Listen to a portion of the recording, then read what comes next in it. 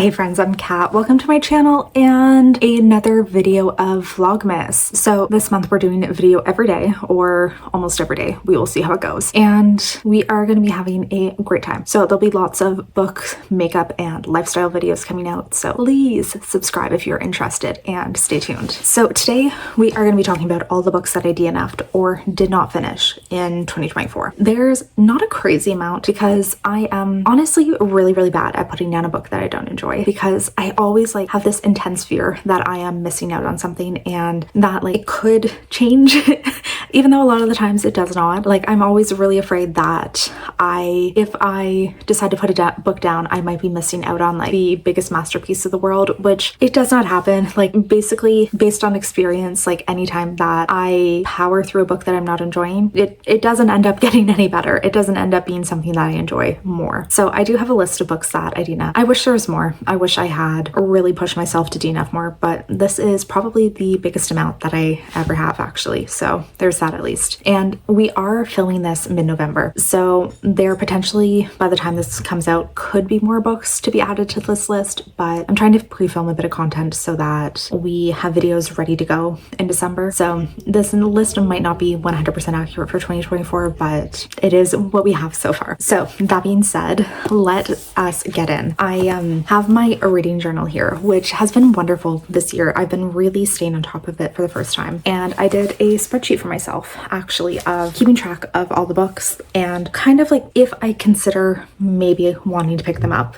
Is it a book that I am 100% never going to be interested in again? Or is it something that maybe one day I could want to pick up? So let's get started. First off, we have Heavenly Bodies. And this is a romantasy that I was hearing was very popular on Kindle Unlimited. I believe it recently has been re-released as traditionally published. So I think it has been around quite a bit more recently, but it is a romantasy where I believe there's different kingdoms based on powers and associations with stars. And we are following the heir to one of these kingdoms who is going to another one because I believe her family has been murdered and she's seeking refuge in this other kingdom and relying on them to kind of support her. I had a lot of issues with this one. I found that the world building and magic system was incredibly convoluted and really not something that I could wrap my head around or found interesting in any means. And also there was a romantic relationship that we're following that to me made zero sense. It had nothing to it that intrigued me, actually. It really just didn't do anything interesting in my mind, and I could not get into it, unfortunately. So this is one that I said maybe I would give it another try. It might just have been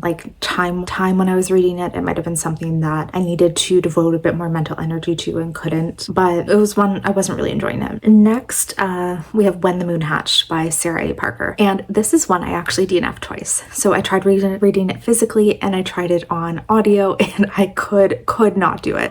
So we are in a magical world that the world building, first of all, really weird, really confusing. So there's different gods who gift people powers, so they either have powers or none. And the people with no powers have certain lesser status within this society. There's something about all of these eggs of dragons in the world, in the sky, that look like moons, but they're really dragons. So this is one that my memory of exactly everything that happened is not 100% there. And we are following, I think she's a mercenary who's on a mission. She gets arrested and this king intervenes to take her to his kingdom. And that's about as far as I got. I really couldn't get into this world building. And also there was a romantic relationship that started that felt so intensely abrupt as soon as it started going that I could not do it. It was very abrupt and also very intense and weird in the way that I felt it was going. It came out of nowhere and I could not get on board with it either.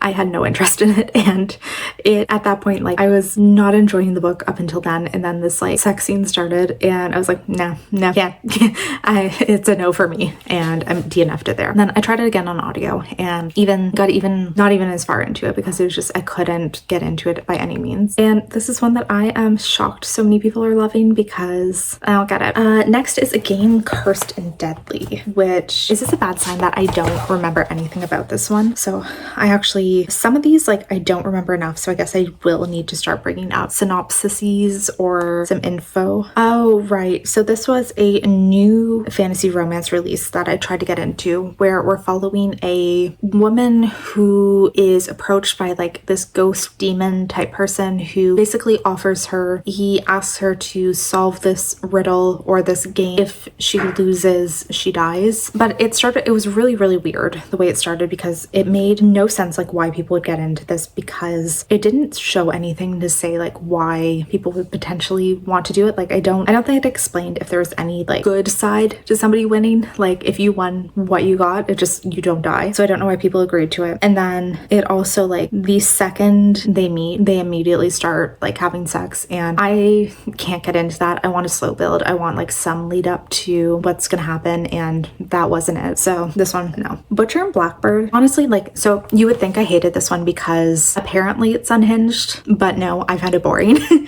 So it's a romance between two serial killers who start a competition to kind of like, I guess, see who can kill certain other killers first, because I think both of them have the same MO where they kill other serial killers, and they run into each other, they start a friendship that turns into a relationship, and a lot of unhinged stuff happens. Unfortunately, the main reason I hated this is I genuinely found it boring. I genuinely found that nothing interesting was happening. There was a few scenes that were definitely there for shock value, and they were there very much there to kind of like make you be like, oh my god, this is crazy. But otherwise, like nothing happened in this book. The romance felt so slowly built, but also there was no tension, there was nothing happening, and the characters themselves were just whiny and annoying.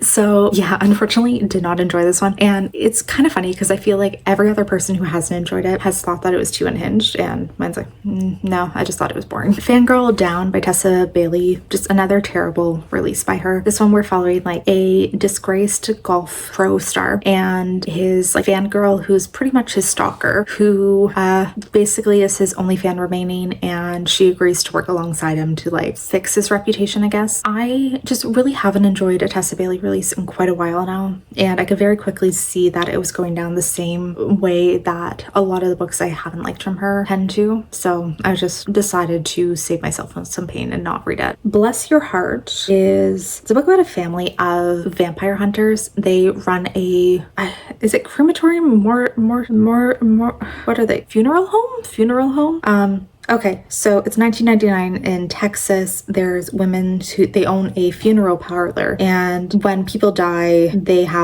usually can like immediately identify and tell if somebody's a vampire and kill them. So there's a vampire who's causing mayhem in the town, and they're investigating. I didn't get super far into this one, and it's one that I potentially could be interested to get into again. I just wasn't really loving the writing of it, but it's one I could see myself picking up again sometime and maybe enjoying. Yeah, it just seemed like it was kind of like a silly vampire hunter book, which nothing wrong with that. The 5 Deaths of Roxanne Love. This was a terrible one that I got in a subscription so long ago. I've unhauled it because it was terrible, but we have a woman who can't die and a reaper who's trying to reap her soul, but ends up seeing her not die and decides to investigate how she doesn't. It was weird. It like very, very quickly started off terrible, and I knew it was not going to get better, so no, we did not continue. The Soulmate by Sally Hepworth. I am not a big fan of her books, to be honest. I've read a few of them and I don't really love her writing. This one is following, so there's a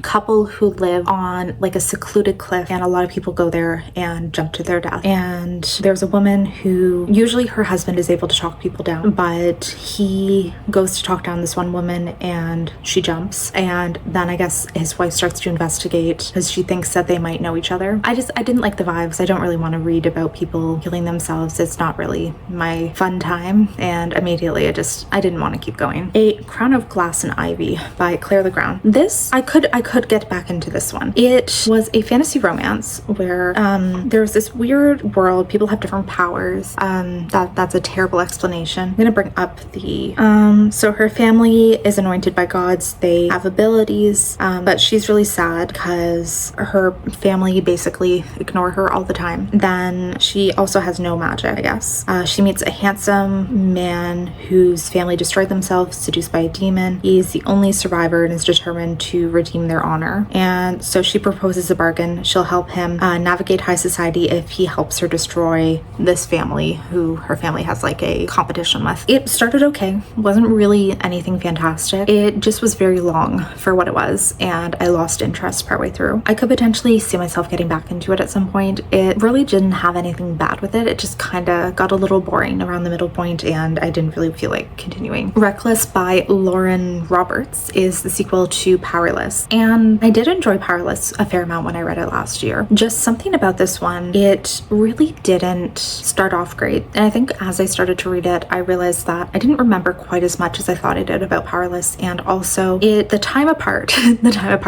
since I've read Powerless, I think it made me realize that I didn't enjoy it quite as much as I thought I did in the moment.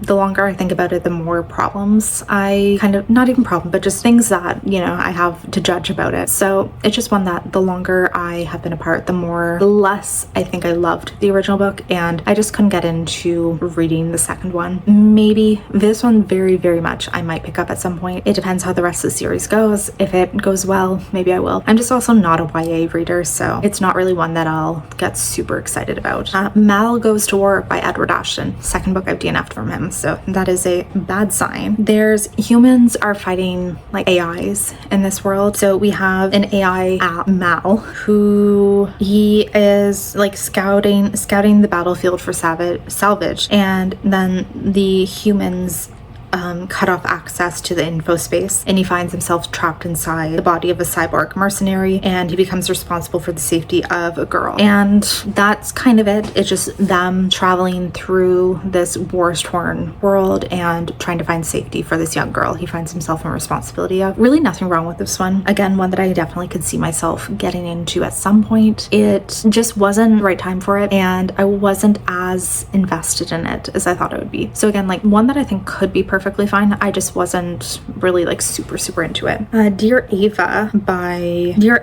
by Isla Madden Mills. So I've read one book from her before. Really loved it. I will have talked about it in my top romance of the year actually, but this one, I just had a weird vibe about it. So first of all, it was YA again, which is not for me. It's an enemies to lovers romance, and I think it's a bit of a bullies romance, which all of those just kind of don't fit in for me. So there was a young girl. Something happened at a party the year before, and she's lost her popularity. A lot of people are bullying her, and she starts getting these anonymous love letters who she thinks are from, or are supposed to be from, like one of the really popular guys who are tormenting her. Not for me. Daughter of Mine by Megan Miranda. I don't remember anything about this. It was bland. There's a local detective, daughter of a local detective who passed away. She inherits her childhood home, and she's drawn back into the town that she left a decade earlier. It just didn't grip me. I don't remember anything else from it. I just didn't get into it. And then we only have two left. So The Witchwood Knot by Olivia Atwater. I unfortunately haven't really enjoyed that many books from her, aside from the first one I read, which I can't remember the name, but I've enjoyed one book from her and haven't enjoyed any of the others. I just don't drive with her writing. This is another one. It's kind of like a Regency fairy romance. I can't really get into any of her books, so this one was just another one that didn't do it for me. And Promise of Peridot by Kate Golden. This is book 2 in a fantasy romance series. I read the first one in Dawn of Onyx last year and enjoyed it a fair amount. I thought it was perfectly enjoyable, very fun, but this one I just didn't really get into. Like, I think it could have been too much time away from the first book, or it could have been a similar problem that I had with Reckless, where the longer I've gone since book 1, the more I realize that maybe maybe I didn't enjoy it as much as I did in the moment. And it's one of those, there's a lot of series where I come to realize that I enjoy the first book and I am very happy leaving it there. I don't necessarily need to continue on in it, and it doesn't really like do anything bad to me, or like it doesn't disappoint me in any way to realize that sometimes the series is fine just being that one book and nothing else. But yeah, I couldn't get into this one. I didn't really find myself enjoying being back in the world, and I didn't find myself invested in any of the characters or their journeys or anything, so just didn't feel like going on with it. So those are all the books that I DNF'd this year. Honestly, not that many, so really not bad, but this is so many more than I have in the past, which I am proud of myself for that. I'm proud that I actually put down all of these, because yeah, most of them probably wouldn't have enjoyed if I continued, probably wouldn't have given that great of ratings. So thank you for watching if you have made it to the end of this video. If you are interested in seeing any more videos this month, any more things about books or anything else, please subscribe, because we're going to be having a new video every day this month, or pretty much every day. We'll see how it goes. So yeah, thank you so much for watching, and hopefully I will see you in a video soon. Bye.